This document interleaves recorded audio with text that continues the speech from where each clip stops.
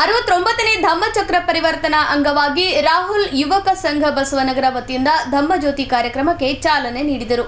ಕಲಬುರಗಿ ನಗರದ Baba Saheb doctor B R Ambedkar ಅವರ ಪುತ್ಥಳಿಗೆ ಮಾಲಾರ್ಪಣೆ ಮಾಡಿ ಬಾಬಾ ಸಾಹೇಬ್ ಅಂಬೇಡ್ಕರ್ ಅವರ ಪ್ರತಿಮೆ ಆವರಣದಲ್ಲಿ ಪೂಜ್ಯ ಮಹಾಪೌರರಾದ ಶ್ರೀಮತಿ ವರ್ಷಾ ರಾಜೀವ್ ಜಾನೆ ಅವರು ಧಮ್ಮಜ್ಯೋತಿ ಕಾರ್ಯಕ್ರಮಕ್ಕೆ ಚಾಲನೆ ನೀಡಿದರು. ಬಳಿಕ ಧಮ್ಮಜ್ಯೋತಿ ತೆಗೆದುಕೊಂಡು ಹೋಗುವ ಮಕ್ಕಳಿಗೆ ಹೂವಿನ ಮಾಲೆ ಹಾಕಿ ಸನ್ಮಾನಿಸಿ ಬೌದ್ಧ ಧರ್ಮದ ಮಂತ್ರ ಪಠಿಸಿದರು. ಬಳಿಕ ಜಗತ್ವೃತ್ತದಿಂದ ತಿಮ್ಮಾಪುರ ಮಾರ್ಗವಾಗಿ ಕೇಂದ್ರ ಬಸ್ ನಿಲ್ದಾಣ ಮಾರ್ಗವಾಗಿ ಬಸವನಗರ ಕರುಣಾ ಬುದ್ಧ ವಿಹಾರವರೆಗೆ ತೆರಳಿ ಬುದ್ಧ ವಂದನಾ ಕಾರ್ಯಕ್ರಮ ಮಾಡಲಾಯಿತು. ಬಳಿಕ ಕಾರ್ಯಕ್ರಮದ ಕುರಿತು ಹನುಮಂತ್ ಬೋಧನ್ ಮಾತನಾಡಿದರು.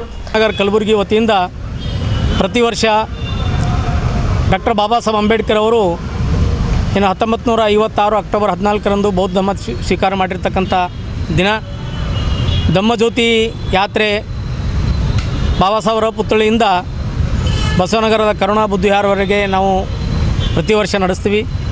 ಆ ಪ್ರಯುಕ್ತವಾಗಿ ಇವತ್ತು ಈ ಕಾರ್ಯಕ್ರಮವನ್ನು ಹಮ್ಮಿಕೊಳ್ಳಲಾಗಿದೆ. ಸುಮಾರು 50 ಧಮ್ಮ ಉಪಾಸಕರು ಈ ಧಮ್ಮ ಜ್ಯೋತಿಯನ್ನು ಹಿಡ್ಕೊಂಡು ಬಾಬಾ ಸಾಹೇಬರ ಪುತ್ಥಳಿಯಿಂದ ಪ್ರಮುಖ ಬೀದಿಗಳ ಮುಖಾಂತರ ಬಸವನಗರದ ಕರುಣಾ ಬುದ್ಧ ವಿಹಾರದವರೆಗೆ ಇದು ತೆಗೆದುಕೊಂಡು ಹೋಗ್ತಾರೆ.